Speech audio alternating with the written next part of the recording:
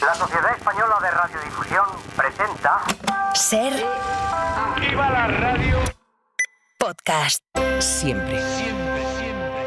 Hola, soy Fernando Bayo y estás escuchando Código de Barras, un podcast de consumo y mucho más.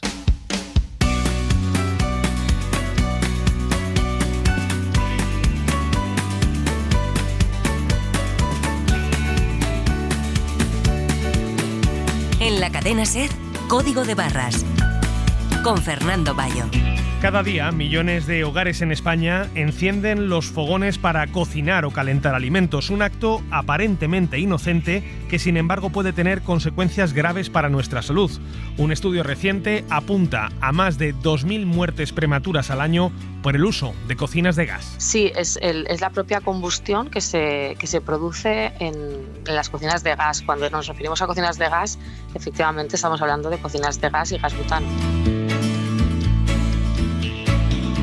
El Consejo de Ministros acaba de dar luz verde a la normativa que obligará a las empresas tabaqueras a asumir el coste de limpiar los restos de millones de colillas que acaban en el suelo.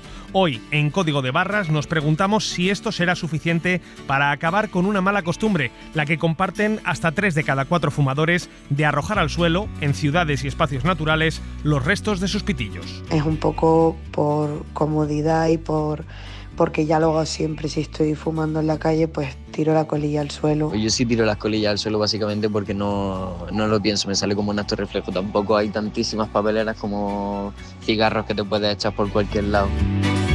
Y por supuesto vamos a resolver las dudas y las consultas de los oyentes, pero antes hablamos sobre las consecuencias de la catástrofe vivida esta semana en el Levante y sobre el impacto económico que puede suponer para miles de familias carecer de un seguro que protegiera sus bienes. Esto es Código de Barras. Empezamos. Ahí hay una persona encima de un muro, aguantando de pie. Nos ha llamado mi madre hace más o menos unos 45 minutos, muy preocupada, pues llorando y con muchísima ansiedad, diciéndonos a mí y a mi marido que mi hermano le había llamado pues para despedirse, es lo que él decía, y entonces empezamos a ver el agua a la derecha, agua a la izquierda, empezamos a decirle a la gente que nos teníamos que ir de ahí, que eso se iba a inundar. Los de enfrente les ha reventado la puerta. Se ha querido quedar allí resguardado, achicando agua, cuidando el negocio que es suyo. Yo he bajado, me he metido de aguas al pecho, pero la presión del agua me ha impedido abrir la puerta. Me llegaba el agua al pecho, estaba la nevera flotando, el sofá flotando, todo flotando, súper agobiada, angustiada. Nos hemos tenido que tirar al agua, ¿vale? Para saltar de un camión al otro para poder salvarnos. Háganle favores, que manden a Guardia Civil y bomberos con lácteos a rescatarnos, por favor. Y le perdimos la pista pues cuando el agua le llegó por encima del tejado de su coche y tuvieron ella y un grupo de personas, aproximadamente entre las 18 y 20 personas, no sé decirte exactamente, subieron al tejado de una gasolinera. Resulta difícil, casi imposible aún, hacerse una idea aproximada de la dimensión del desastre que ha asolado diversos puntos de España esta semana y que se ha cebado, especialmente con la provincia de Valencia. A los cientos de fallecidos se suman miles de hogares afectados, negocios arruinados y proyectos truncados que van a tardar muchos meses, si no años, en recuperar cierta medida de normalidad. Javier Ruiz, jefe de Economía de la cadena SER, ¿qué tal? Muy buenas. ¿Qué tal, Bayo? ¿Cómo estás? Javier, parece casi obsceno hablar de cifras económicas ante semejante catástrofe humana, pero la realidad se impone de forma tozuda y hay decenas de miles de familias que a día de hoy no saben si algún día van a recuperar parte de lo perdido por las riadas y por las inundaciones de los últimos días. Por eso hemos recurrido a ti, porque queremos tratar de clarificar quién y cómo puede reclamar una compensación por los daños materiales sufridos. Decimos daños materiales, pero también daños inmateriales. Empecemos por esto último, por saber quién puede solicitar ese tipo de ayudas, Javier. Empecemos primero por esto. ¿Quién puede reclamar al seguro? Y lo más importante de todo es quien tenga póliza de seguro. Esto es muy importante. Parece una obviedad, pero no lo es. Ni el fondo de compensación, ni el consorcio, ni absolutamente nadie va a pagar si no había una póliza en vigor. Con lo cual, primera cosa, hay que tener póliza en vigor y hay que cumplir 2 requisitos. 1, esto, que esté en vigor, y 2, hacer esa reclamación en 7 días de plazo. Dicho esto, Bayo, las aseguradoras, todas con las que hemos hablado, están diciendo de esto de los 7 días, olvídense, porque todo el mundo entiende el calibre de esto, la pérdida de papeles, todos los daños que está habiendo. Así que se va a ser extraordinariamente flexible. ¿Quién puede pedir? Quien tuviera una póliza en vigor. ¿Y a quién puede pedir? A tu aseguradora. O algunos de ellos están diciendo mucho más conveniente es directamente al consorcio de compensación de seguros. El consorcio está diciendo no es ni necesario ni aconsejable que vengan. Es mejor hacerlo telemáticamente a través de su web consorseguros.es o a través de su teléfono, el 900-222-665. 900-222-665. Así que este es el quién puede reclamar y el a quién puede reclamar. Hemos hablado del quién puede solicitar una compensación, a quién se puede solicitar, pero ¿qué es lo que puedo solicitar? ¿Qué tipo de bienes, materiales e inmateriales puedo yo tratar de compensar su pérdida? Hay 3-4 cosas que están ya en marcha y las aseguradoras en esto están siendo extraordinariamente diligentes. Primero, seguro de vida. Si usted tiene un familiar que ha fallecido, el consorcio de compensación se va a poner en contacto con usted para indemnizar a los beneficiarios, a los familiares. Segundo, seguro de accidentes. Si una persona ha resultado lesionada, también esto se puede reclamar. Y las dos claves, las dos más importantes son seguro del hogar y seguro del automóvil. Aquí las coberturas son mucho más amplias. Yo te estaba diciendo antes, en bienes el 41%. Aquí el 77% de las viviendas en la Comunidad Valenciana están aseguradas. El seguro del hogar lo cubre prácticamente todo. Cubre daños sufridos en la vivienda, paredes, puertas, ventanas, forjados y dentro de la vivienda, muebles, electrodomésticos, enseres. Esto es el seguro del hogar. Ojo, no el edificio. El edificio es algo que tiene que cubrir el seguro de la comunidad de propietarios. Esto es otra cosa distinta con la aseguradora. Pero el seguro del hogar nos cubre esto, lo que hay dentro y lo que hay en sí en la vivienda, y luego está el seguro del automóvil. Todos los seguros de automóvil, todos en España, incluyen cobertura frente a riesgos extraordinarios. El consorcio de compensación paga cuando hay riadas o cuando hay vientos de más de 120 kilómetros por hora. Así que todo esto, tanto las casas como los coches, que ahora mismo son lo primero a lo que se está viendo, todo esto estará cubierto. Esto es el qué. Entiendo que siendo esta una zona eminentemente agrícola también, no sé hasta qué punto tengan que estar cubiertos ese tipo de bienes para poder reclamar una indemnización. Aquí tenemos exactamente lo mismo. Agroseguro cubre y es necesario tener un seguro. Y dicho esto, el gobierno y los gobiernos, porque han empezado a actuar todos ellos, primero las delegaciones y subdelegaciones de gobierno, después la Generalitat y después el gobierno central, todos ellos son conscientes de que esto no va a poder ser respirado a pulmón por las aseguradoras. Va a ser necesario también ayuda pública. De momento, subdelegaciones, delegaciones y la Generalitat han puesto 250 millones para todo esto, para el campo y para compra de electrodomésticos y para ayudas express. Después vendrán las ayudas del Ejecutivo. Esas ayudas del Ejecutivo van a ser aprobadas en Consejo de Ministros. Y nos queda una última, las ayudas que va a dar la Unión Europea. Son los llamados fondos de cohesión. Ahí hay 10.000 millones más, con lo cual vamos a tener cobertura privada, pero sobre todo va a ser imprescindible esta cobertura pública porque los daños van a desbordar con mucho lo asegurado. Decías antes que solamente quienes estén asegurados previamente podrán recibir una compensación. Eso quiere decir que va a haber mucha gente que después de este drama de la Dana se va a encontrar con el drama posterior, que es el económico. Claro, ahora mismo tenemos coberturas de en torno al 60%, pero el 41% restante está vacío y van a ser necesarias las ayudas públicas. Sin esas ayudas públicas lo que vamos a tener es un verdadero drama económico. Y aquí es importante el cuánto, pero más importante todavía es el cuándo, porque recordemos que pasó en el terremoto de Lorca o en el volcán de La Palma en el 21. A fecha de hoy, 2024, todavía se está peleando por esas ayudas que se comprometieron, 100 millones de euros. Así que lo público en esto tiene que agilizarse como no ha hecho hasta ahora, porque esta probablemente es la catástrofe natural más cara en la historia de España. La más cara había sido las inundaciones de Vizcaya en el 83. Esto va a superar con muchísimo esa cantidad. Javier Ruiz, jefe de Economía de la cadena SER, como siempre, muchísimas gracias. Un abrazo, cuidaos. Precisamente hablaba Javier acerca de esas inundaciones en Bilbao en el 83 y otros fenómenos extremos de los que ha sido testigo en parte Pilar González de Frutos, la expresidenta de UNESPA, la Unión Española de Entidades Aseguradoras aseguradoras y reaseguradoras. Pilar, bienvenida al programa. Muchísimas gracias, buenos días. Por la experiencia adquirida a lo largo de tantos años en el mundo de los seguros y escuchando a Javier, no sé si estás de acuerdo con esa lectura que hace él de que este quizás sea el mayor reto al que se enfrentan las aseguradoras en la historia de España por ser una de las mayores, si no la mayor catástrofe natural en nuestro país. Seguramente. No tengo en este momento posibilidades de hacer una traslación de los datos, pero indudablemente la cuenca mediterránea es un área rica. Es un área que concentra mucha población y mucha riqueza. Hay mucho capital asegurado que está situado en la cuenca del Mediterráneo. Cualquier evento que se produzca en la zona del Mediterráneo siempre tiene mucho más impacto en términos de pérdidas económicas que el que se pudiera producir en otro área. Sí. En 1983, en las inundaciones que abarcaron una buena parte del País Vasco y también una parte de las provincias de Burgos y de Santander, estábamos en otro momento histórico, la penetración de seguros era menor a la que tenemos en este momento en cualquier punto de la península, pero desde luego mucho menor a la que hoy existe en la zona de Valencia, pero también los recursos disponibles en aquel momento eran menores.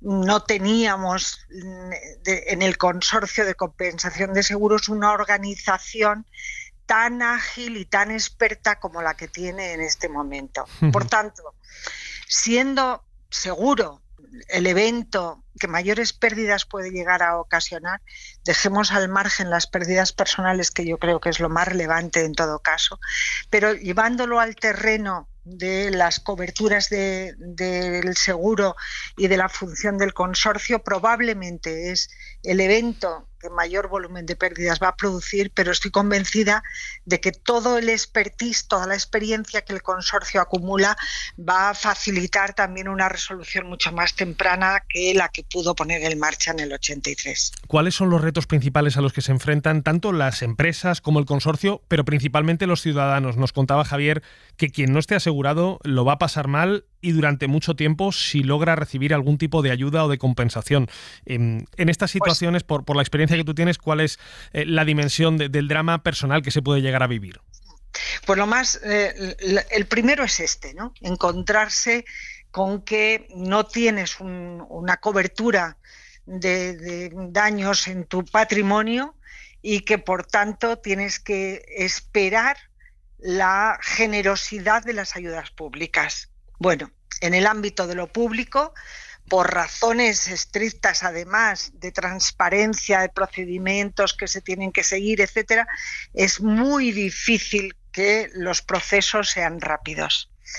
Uno lo puede acelerar más o menos y todos desearíamos que en circunstancias tan excepcionales como estas todo se acelerara al máximo posible, pero es verdad que generalmente esas ayudas no cubren los daños, son ayudas de primera necesidad, palían en algo las pérdidas sufridas, pero no llegan ni mucho menos a reponer el valor de lo que uno ha llegado a perder, cosa que sí ocurre con la compra de un seguro, sobre todo si este seguro está bien hecho y está reflejando los valores de lo que tenemos en nuestra casa, el valor de nuestro vehículo, etcétera, ¿no? Esa va a ser la primera. Todavía seguimos teniendo un gap de cobertura en nuestro país que es relativamente importante. En el ámbito de las viviendas particulares se estima en más de un 30% el no aseguramiento del parque de viviendas en nuestro país, y ante una situación como esta, pues eso es tremendo. En el caso de los vehículos yo creo que va a ser mucho menor, porque ahí, como Javier comentaba, todas las pólizas de seguro y todos los vehículos están obligados a tener póliza de seguro. Por tanto, creo que va a haber, si hay algunos, serán casos muy puntuales en los que no estén cubiertos los daños. Y hay un capítulo importante por el impacto que tiene en la economía y en el empleo, que es toda la industria y todo el comercio.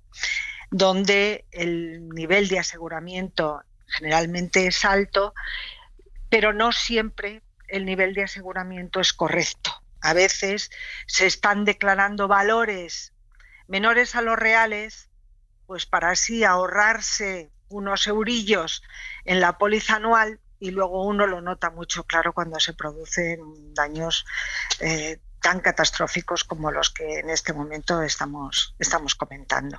¿Los seguros van a volverse mucho más caros ahora que los fenómenos meteorológicos extremos golpean con mayor frecuencia e intensidad en regiones, por ejemplo, como la costa mediterránea en España? ¿Asegurar una vivienda, asegurar un local comercial o asegurar un vehículo o la propia vida va a salir mucho más caro a partir de ahora en esas regiones?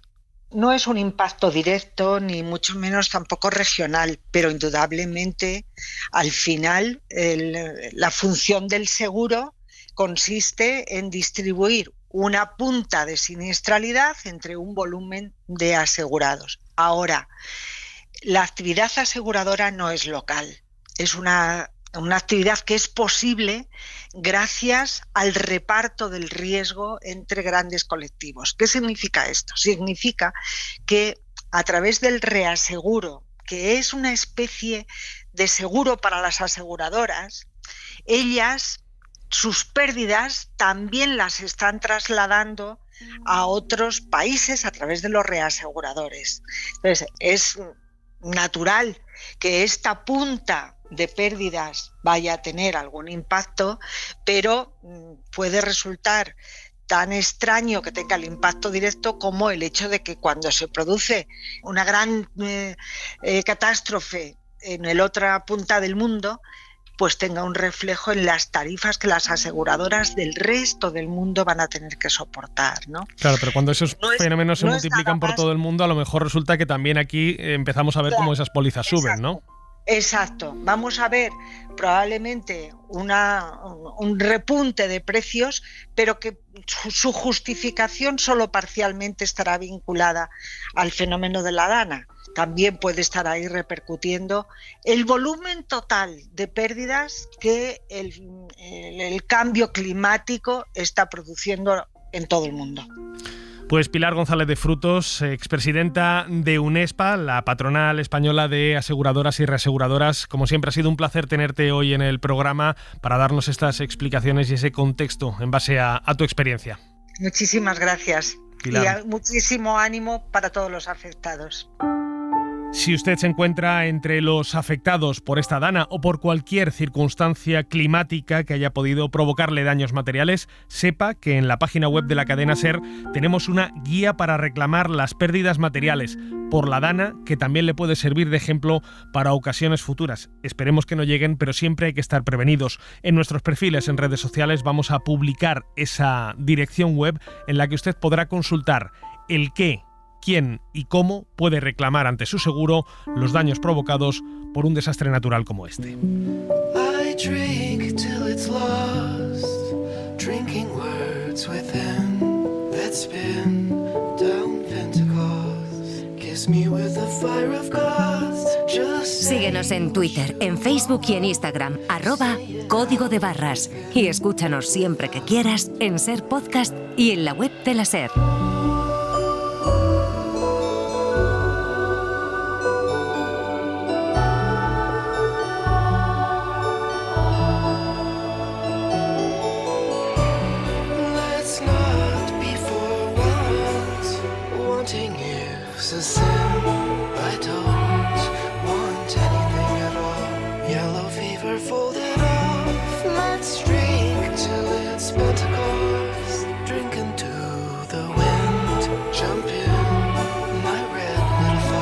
Código de Barras. En Barcelona y en el Instituto de Cultura para la Mujer de la sección femenina de Falange se dan lecciones de cocina práctica. El cocinero señor Rondisoni va a preparar un pollo a la americana. Hay que preparar los aderezos. Y las alumnas siguen tomando nota. Los dueños de casa no deben impacientarse porque no esté preparada la comida. Como ven ustedes, el problema es más complicado de lo que parece. Y la esposa o la cocinera siempre tienen razón. Sin duda nuestras cocinas han cambiado mucho a lo largo de estas últimas décadas y no solo por los platos que guisamos, también por quién se pone el delantal en casa y cómo nos referimos a los y las cocineras. ¿Me compro una placa de gas o me compro una placa de inducción? Y yo siempre les contesto lo que me han enseñado a los clientes. Digo, ¿a ti te gusta cocinar o quieres velocidad y quieres tiempo? Entonces, históricamente... Pero es que el debate no es solamente ese, también convive con nosotros el de si es mejor una cocina de gas o una cocina eléctrica. Y a pesar de que la vitrocerámica y las placas de inducción parecen haber tomado la delantera en los últimos años, 1 de cada 3 hogares en la Unión Europea continúa a día de hoy utilizando los fogones. Un sistema preferido entre los amantes de la cocina que no está exento de riesgos. Y no estamos hablando solo de la posibilidad de que se produzca un escape de gas o un incendio accidental. Según una investigación reciente de la Universitat Jaume I de Castellón, la contaminación provocada por las cocinas de gas produce cada año más de 2.000 muertes prematuras en España. Juana María Delgado Saborit dirige el Laboratorio de Investigación en Salud Ambiental de la Universitat Jaume I de Castellón. Doctora Delgado Saborit, ¿qué tal? Bienvenida al programa. Muchas gracias por la invitación, estoy encantada de estar con vosotros. Más de 2.000 muertes al año solo en España. ¿Estamos hablando de cocinas que tienen una mala combustión o es un problema generalizado en los hogares donde se cocina con fuego vivo? Pues es generalizado donde tenemos la combustión, como pasa en las cocinas de gas. No son los escapes lo que hemos estado midiendo. Hemos estado midiendo un gas específico que se produce cuando tienes la combustión, que es el NO2. Entonces, hemos cuantificado qué cantidad de NO2 se producía en las cocinas, en las casas, en los hogares que utilizan ese tipo de cocina para cocinar. Y hemos estimado la mortalidad prematura, el número de niños que pueden sufrir asma, también hemos estimado la población total que pueda tener asma y hemos hecho esa valoración comparando con aquellas cocinas en las que no se utilizan las cocinas de gas para cocinar. Por aclarar simplemente, estamos hablando de cocinas de gas natural y de gas butano. Sí, es la propia combustión que se produce en las cocinas de gas. Cuando nos referimos a cocinas de gas, efectivamente estamos hablando de cocinas de gas y gas butano. En toda Europa el problema, según el estudio del que ustedes forman parte, es enorme. Unas 40.000 muertes prematuras al año en Europa, que son, para hacernos una idea, el doble de las que producen los accidentes de tráfico. ¿Qué factores han tenido ustedes en cuenta para llegar a una conclusión que podríamos calificar casi de dramática? Bueno, pues lo que hemos tenido en cuenta es, por un lado, tenemos los mapas que recientemente, a principios de este año, sacó la Agencia Europea de Medio Ambiente, en el que sabemos las concentraciones que a pie de calle cualquier ciudadano está respirando por la localización de su propia casa, ¿no? Pues el tráfico, las industrias, eso es la contaminación que tendríamos en las calles. Un estudio del año pasado se metió en 240 casas en 7 países en Europa, la Unión Europea y en Reino Unido, y estuvo midiendo las concentraciones de 3 contaminantes dentro de las casas y fuera de las casas.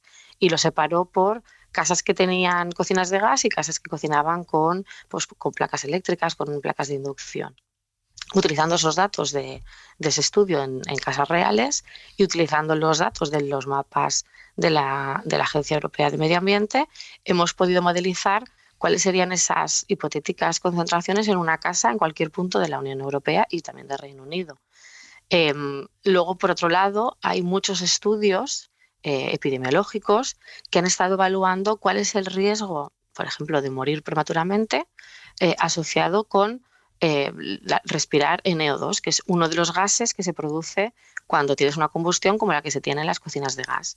Entonces, utilizando las concentraciones que nosotros hemos modelado dentro de las casas y utilizando ese riesgo que sabemos que existe por los estudios epidemiológicos, podemos calcular el número de muertes prematuras en cada país que se pueden esperar. Dice usted que han estudiado solamente un gas, el impacto del NO2, corríjame si me equivoco, eso es el dióxido de nitrógeno, ¿verdad? Sí, el dióxido de nitrógeno, efectivamente. Pero las cocinas de gas producen más emisiones de otros componentes, ¿no es así? Sí, efectivamente, las cocinas de gas producen formaldehído, producen benceno, también se producen escapes de metano, incluso aunque no las estés utilizando. Hay algunas cocinas que no ajustan bien y también se producen escapes de metano. Durante la combustión además se produce CO2, que no tiene efectos a priori para la salud, pero tanto el CO2 como el metano pues están contribuyendo también al calentamiento global. Entonces, pues nosotros lo que hemos estudiado es en mortalidad prematura con NO2 porque tenemos un riesgo clave que además se conoce, está documentado en la investigación y podemos utilizarlo, pero una de las limitaciones del estudio, que nosotros además decimos, es que pensamos que esta cifra de mortalidad o de asma pues es simplemente como la punta del iceberg, porque sabemos que hay otros contaminantes que también están asociados con mortalidad prematura que no hemos podido contabilizar. Y también sabemos que hay otros efectos en salud asociados con el NO2 y con esos otros contaminantes que tampoco hemos podido cuantificar. Y no los hemos podido cuantificar porque no podemos todavía modelar cuáles son las concentraciones que tendríamos dentro de las casas o porque en la literatura todavía no hay suficiente evidencia como para decir si el estar respirando esos contaminantes aumenta un 20%, un 8%, un 2%. Entonces, hasta que no tengamos esa investigación, no podemos hacer el cálculo, pero sí sabemos que existen esos efectos en salud. Pero dicen ustedes que tienen modelado, digamos, que podrían saber en cada localidad de Europa cuáles son los niveles de contaminación en las cocinas de las viviendas. No sé si llegan al punto de saberlo, por ejemplo, por barrios. Lo digo porque me pregunto hasta qué punto esta contaminación por las cocinas de gas sea peor en viviendas con poca ventilación y donde se cocina muchas horas. No sé si hablamos de un problema que afecta más a los hogares con bajos recursos, por así decirlo. Pues no tenemos el detalle, en el estudio no lo tenemos, pero sí que se podría estimar y calcular. Pero lo que me estás preguntando, de hecho, te puedo responder porque efectivamente cuanto más tiempo estés utilizando las cocinas de gas, mayor cantidad de NO2 y de otros gases se estará emitiendo en la cocina, en el ambiente interior. Cuanto menos ventilación tengas dentro de las cocinas cuando estás cocinando, eso también hace que los gases que se emitan pues que se queden concentrados. Entonces es muy importante que si estás cocinando con una cocina de gas, cuando cocines que se ventile, que utilices la campana extractora si es que la tienes, o que abras las ventanas para que entre aire del ambiente exterior. O sea, eso es muy importante. Para eso, no te podríamos decir exactamente la concentración a la que llegarías, pero definitivamente tendrías unas concentraciones mucho más altas que en otras zonas en las que uno, o no utilices las cocinas de gas porque entonces no tienes esas emisiones, o dos, en las que sí que se ventile. O sea, abrir las ventanas sería la solución, abrir las ventanas y usar la campana extractora para evitar el vernos afectados por esas emisiones de las cocinas de gas, o aún así también nos podríamos ver afectados. Aún así, nos podemos ver afectados. O sea, si tienes una campana extractora es preferible que utilices la campana extractora, si no, pues utiliza las cocinas, la ventana. Cuando estás cocinando también te darás cuenta si con la campana extractora es suficientemente potente como para poder limpiar el ambiente, o necesitas además abrir la ventana para suministrar suficiente aire fresco que diluya las concentraciones. ¿Usted ha llegado a comparar en alguna entrevista que he leído la falta de reacción pública, en este caso, a la pasividad inicial que había en la lucha contra el tabaco? ¿Son crisis comparables la del tabaco y la de las cocinas de gas a nivel de salud pública? Pues no deja de ser una combustión que tenemos en casa, que es prevenible, en términos, por ejemplo, en efectos del número de niños que sufren asma, pues sería bastante comparable con los niños que sufren asma asociados al tabaquismo pasivo. No es lo mismo que el fumar directamente, pero sí que se puede comparar en algunas cosas con el tabaquismo pasivo. El problema efectivamente es el desconocimiento, porque si la gente no sabe que tienes dentro de casa ese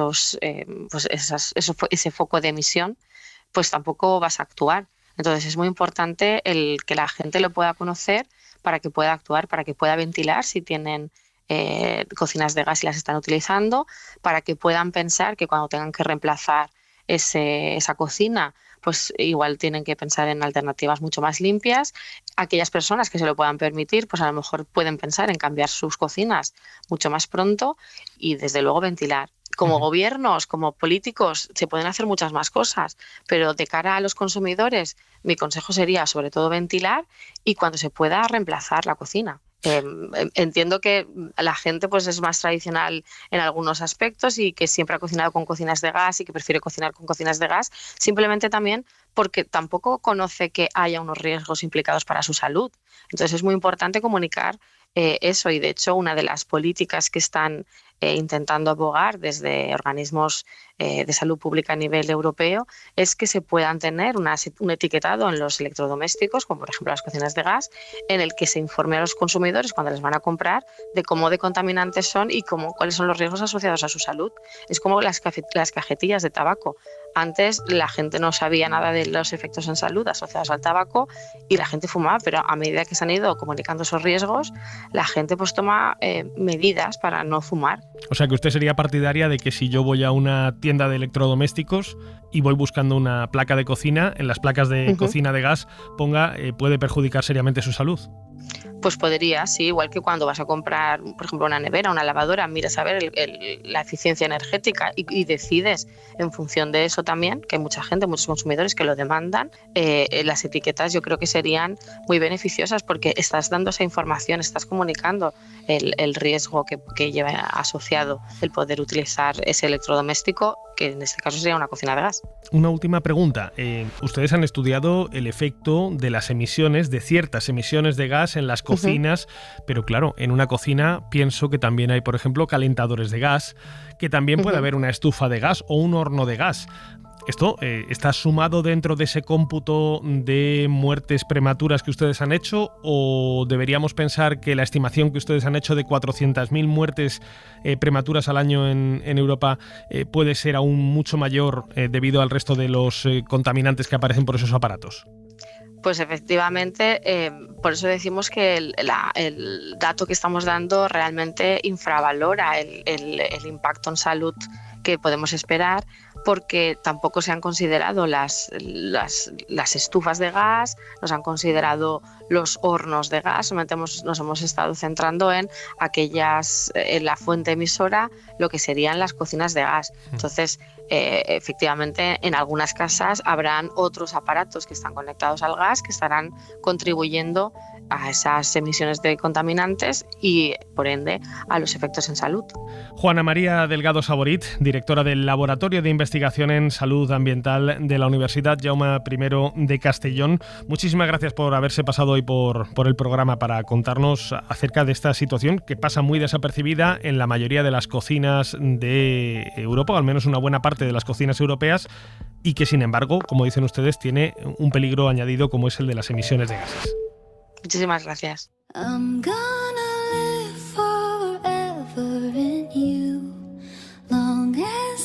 En unos segundos abrimos nuestro consultorio. Si usted tiene cualquier duda o reclamo de consumo, envíenosla a códigodebarras@cadenaser.com o escríbanos un WhatsApp al teléfono del programa al 679 01 7014.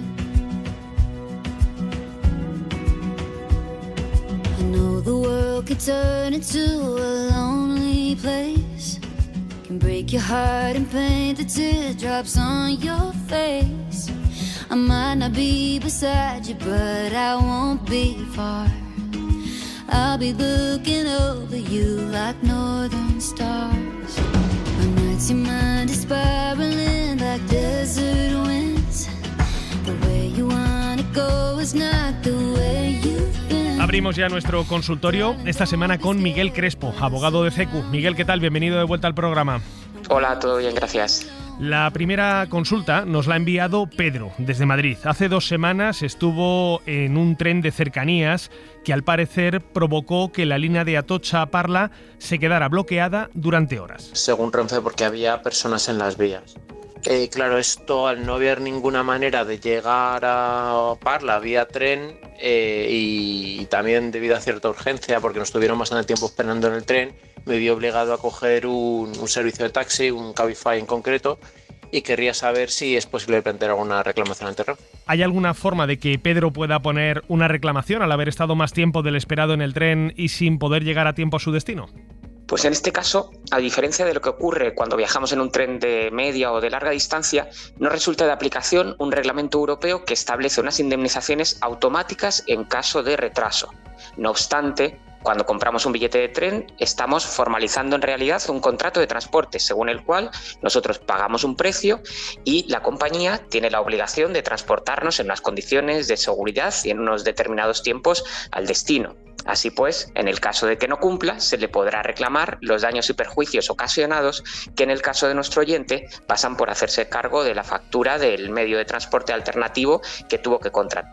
Pedro tendría que dirigirse a la compañía, a Renfe formalmente, y en el caso de que no atiendan a su petición, solicitar un arbitraje, que es un sistema gratuito para resolver este tipo de conflictos. La segunda consulta nos la ha enviado José desde Gran Canaria. Compró un coche de segunda mano el pasado mes de septiembre por la cuantía de 1.700 euros, llegándole la copia de la compraventa al mes de hacer efectiva esa adquisición. Y compruebo que en el contrato me ha puesto muchísimo menos. El coche desde el minuto 1 ha tenido problemas de caja de cambio. El vendedor, que es un tercero, el coche estaba a nombre de una persona. Este chico se dedica a la compraventa ilegal. Lo he llevado a un mecánico que él tiene ya 2 veces y cada vez que sale de ahí sale peor.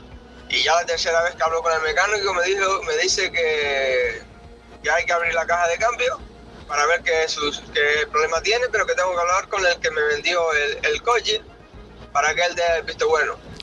¿Hay alguna forma de que José pueda encontrar solución a este problema? Pues en este caso, José podrá ejercitar el derecho de garantía que asiste a la compra de los productos, ya sean nuevos o de segunda mano, ya que parece evidente, según lo que nos cuenta, pues que el coche adolecía de unos vicios ocultos que, de haber conocido, no hubiera comprado. Deberá dirigirse formalmente al comprador para pedirle la resolución del contrato con la consiguiente devolución de los 1.700 euros que él pagó, y en el caso de que no lo atienda, podrá interponer una demanda en el juzgado que, al ser de menos de 2.000 euros, no requiere que contrate un abogado ni un procurador. Una última consulta nos la envía Gorka. Hizo un pedido de comida a domicilio a través de la compañía Uber Eats a un restaurante, Jeques, pero el local, según nos cuenta, estaba cerrado, así que canceló ese pedido. Después realizó un segundo pedido, pero la cena se le complicó porque le habían cobrado el primer pedido, el que él había cancelado, y el segundo, al parecer, nunca llegó. Eran 2 cargos de 81 euros, los cuales al día siguiente reclamamos.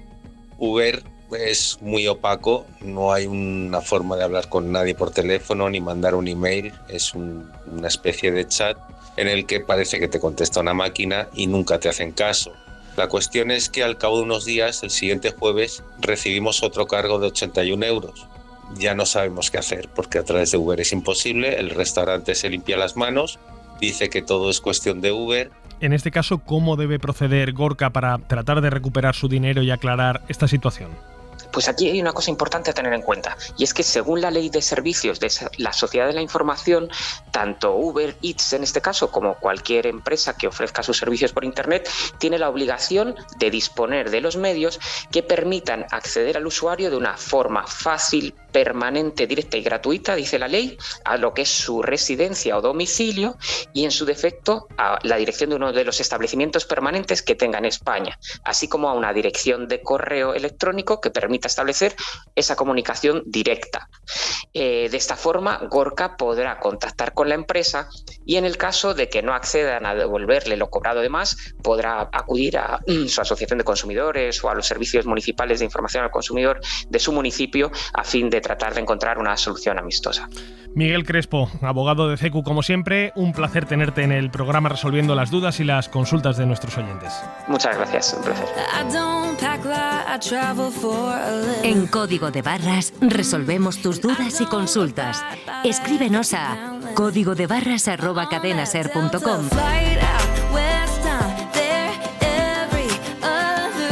o déjanos tu mensaje en el 679 017 014.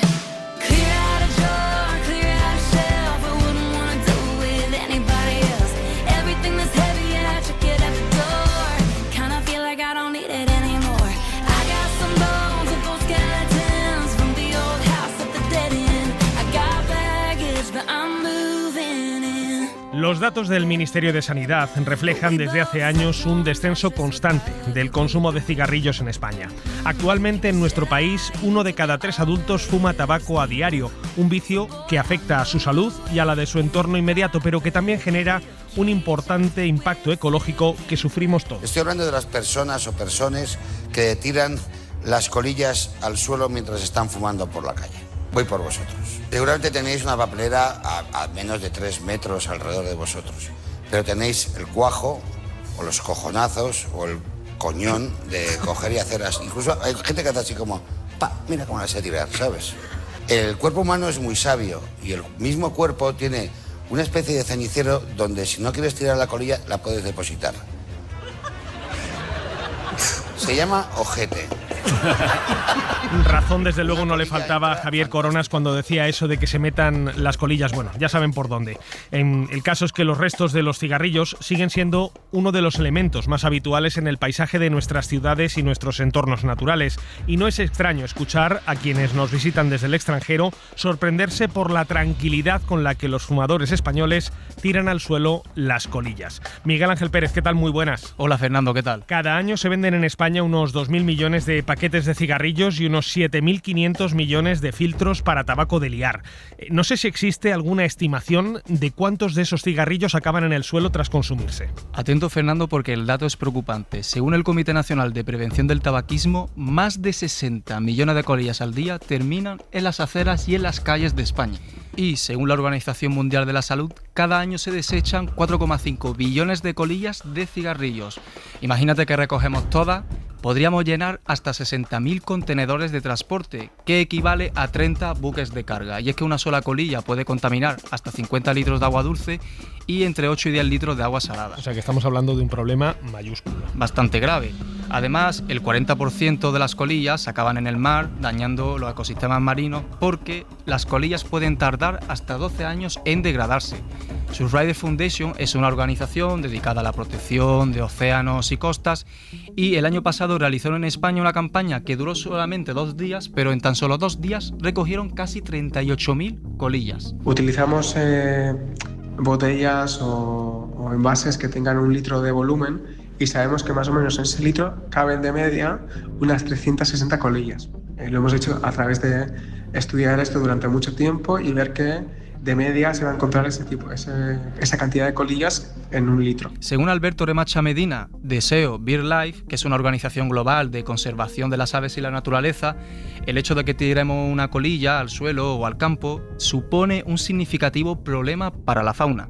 Posible que esos elementos, esos metales pesados que han sido liberados y acumulados en el suelo, en el sustrato, sean incorporados a la alimentación por parte de algunos animales, como por ejemplo las lombrices de tierra, y tiene un efecto de bioacumulación. Cuanto más tiempo vive ese ser vivo, pues más elemento nocivo acumula. Esa lombriz que tiene metales pesados en su cuerpo es capturada por un ave y por tanto entra en el tracto intestinal de este animal y por tanto también sufriría las consecuencias de haberse alimentado de metales pesados. Aunque las colillas sean peligrosas para los pájaros, estos seres vivos lo consideran como un material de valor. Tiene esa textura, es un material muy mullido, muy ligero, que puede resultar, pues igual que podrían recoger pajita, musgo del campo.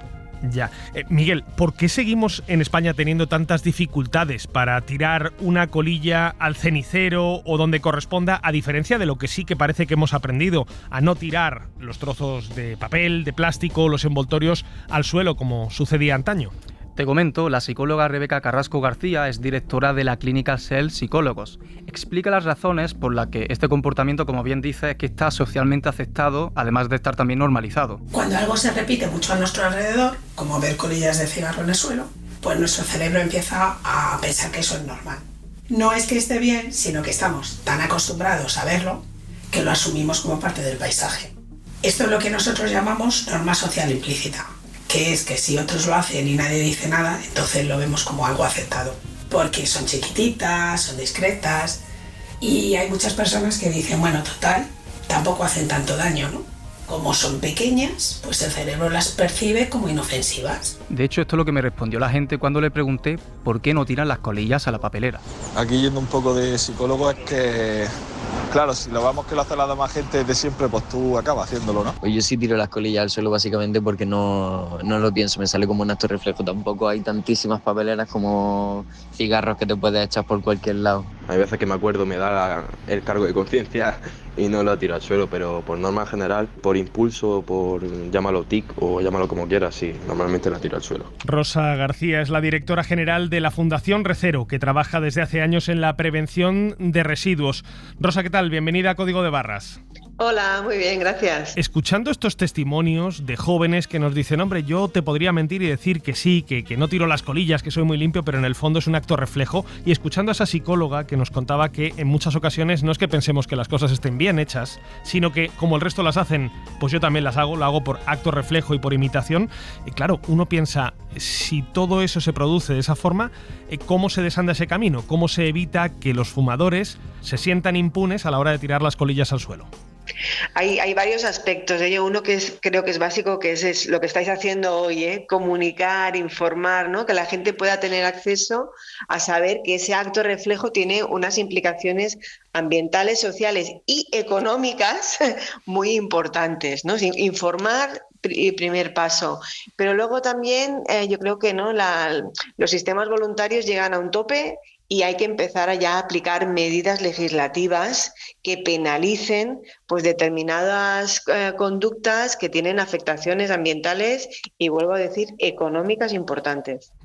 El Consejo de Ministros aprobó hace unos días una serie de medidas para implementar la obligación de que la industria tabaquera se implique directamente en la financiación y la limpieza de los recursos del tabaco que acaban en las calles, básicamente las colillas, para que andarnos con rodeos, y que también los ayuntamientos tendrían que poner más ceniceros o más puntos de recogida para evitar que esas colillas acaben en el suelo. ¿Confías en que esa medida pueda ser la herramienta que permita que empecemos a poner fin a esta lacra que es el ver constantemente en el suelo de nuestras aceras y también en las playas, en los bosques, esos restos de colillas?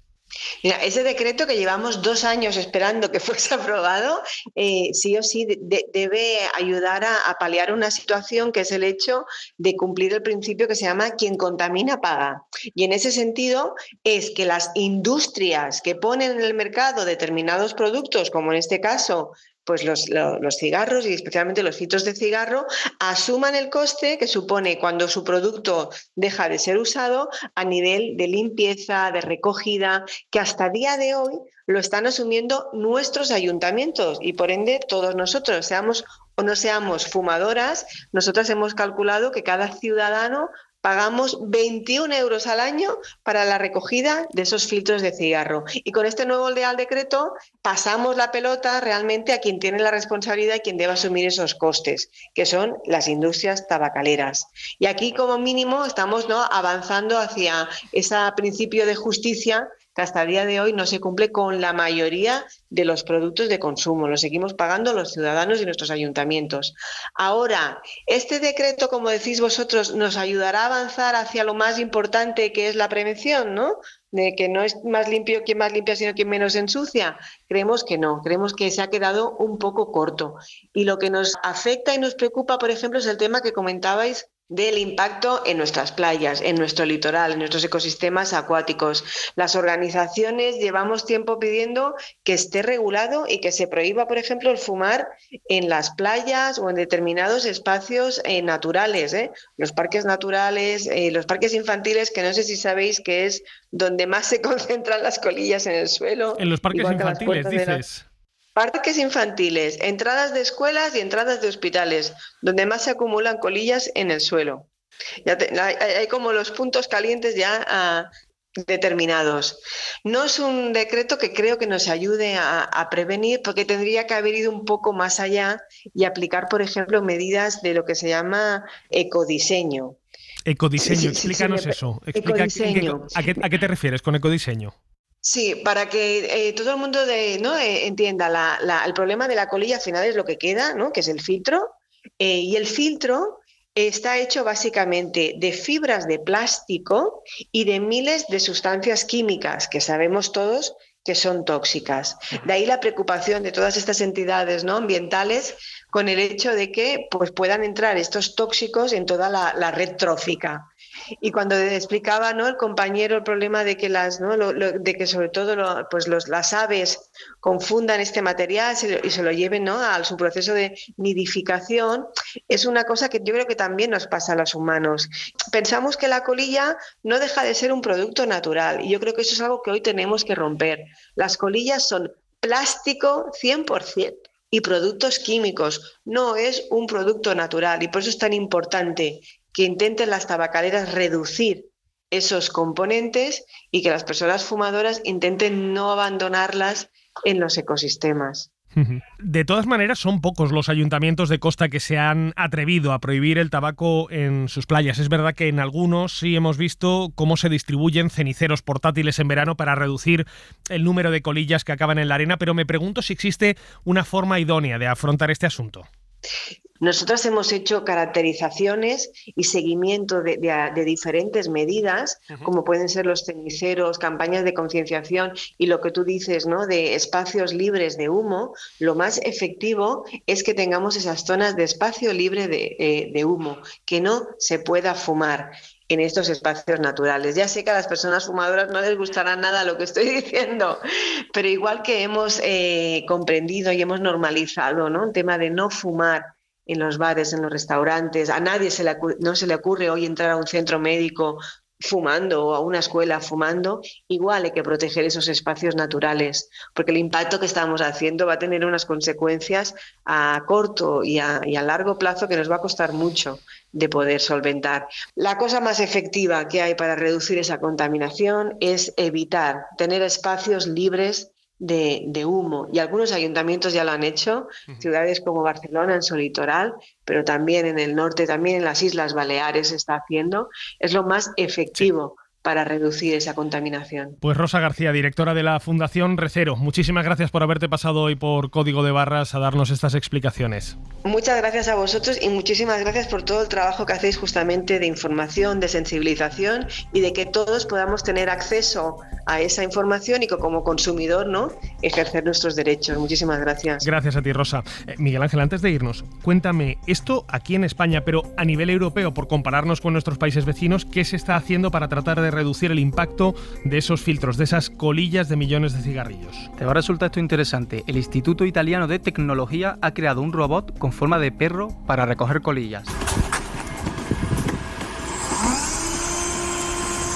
Se llama Vero y es un dispositivo que está equipado para rastrear y succionar las colillas que se encuentren por la playa. Tiene una cámara acompañada de un algoritmo de inteligencia artificial y lo que hace es identificar el objetivo, en este caso la colilla, y planea una ruta para que sus 4 patas, que son como 4 aspiradoras, limpie todas las colillas que se encuentre por la playa. En el caso de Holanda, encontré en TikTok un vídeo que muestra una de las medidas que han implementado para evitar que las colillas acaben en el suelo. ¿Qué es lo que está ahí abajo? ¿Entendés? Yo primero dije es un agujero y tiraron ahí. No, ahí dice especialmente para tirar. Por el medio ambiente, porque no hay tacho de basura para apagarlos y meterlos directamente. Esto es algo que jamás vi. Flash. Para que el oyente pueda visualizarlo y sepa de qué le estoy hablando, es simplemente una pequeña rejilla de metal que está incrustada en el suelo, diseñada específicamente para esto, para que los fumadores desechen sus colillas y eviten que acaben ensuciando las calles. Tú no eres fumador, ¿verdad? No lo soy, Fernando. ¿Y te has vuelto un poco más vigilante con tu entorno sobre quienes sí fuman y se dedican a tirar voluntario o involuntariamente las colillas al suelo? ¿Les das toques de atención? ¿Les tiras de las orejas? Estoy empezando a hacerlo y de hecho a una persona se lo dije el otro día y me dice, pero es que si lo tiro a la papelera puedo causar un incendio en el cubo de la basura. Lo que pensé fue, queda trabajo por hacer, porque si esta es la respuesta que me dan. Pues desde luego que queda trabajo, pero tramos como este que tú has traído hoy a Código de Barras son importantes para tratar de reeducar o al menos plantear una situación que todos vemos en la calle a diario y de la que muy poca gente se hace cargo. Miguel Ángel Pérez, muchísimas gracias como siempre. A vosotros como siempre, Fernando. Código de Barras.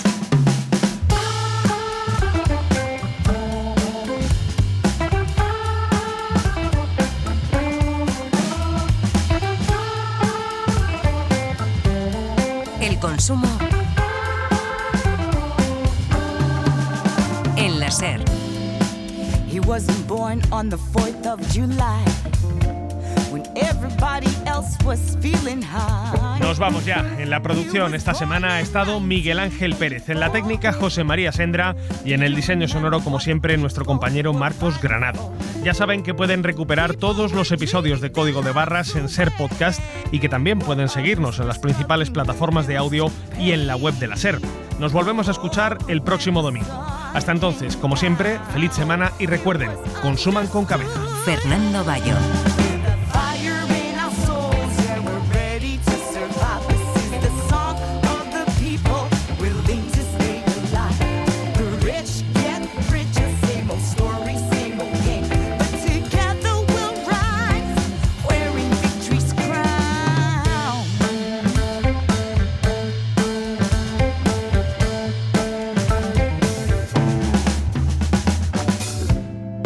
He's got a cause and he's ready to strike. To rewrite the story, help the underdog survive.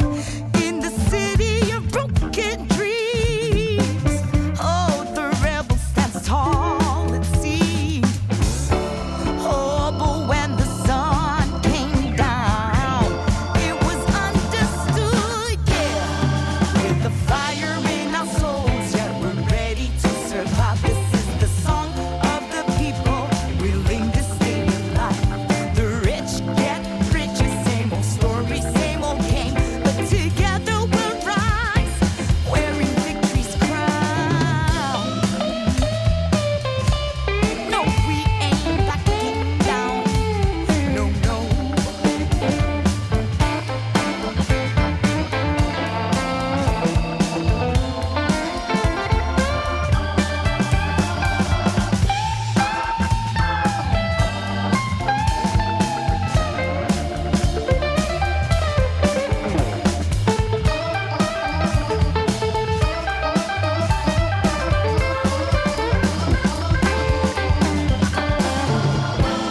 Suscríbete a Código de Barras. Todos los episodios y contenidos adicionales en la app de Cadena SER y en nuestros canales de Apple Podcast, Spotify, iVoox, Google Podcast y YouTube. Escúchanos en directo en la SER los domingos a las 6 de la mañana. He marching up that hill against high society. Oh, he's ready to kill.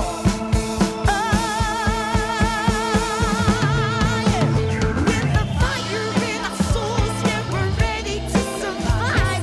The song of the people, willing to stay alive. The rich get richer, same old story, same old game. But together we'll rise, together we'll rise, together we'll rise, baby, yeah. We're ready to survive. This is the song. No, no, we ain't backing down. Come on, Frank, come on, Frank. Come on, come on now. Take us up the hill, take us up the hill, yeah.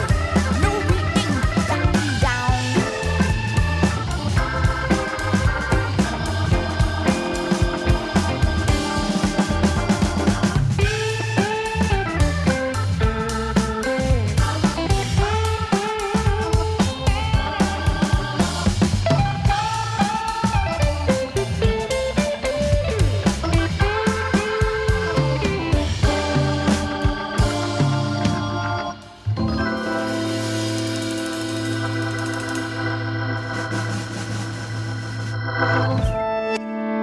Cadena SER.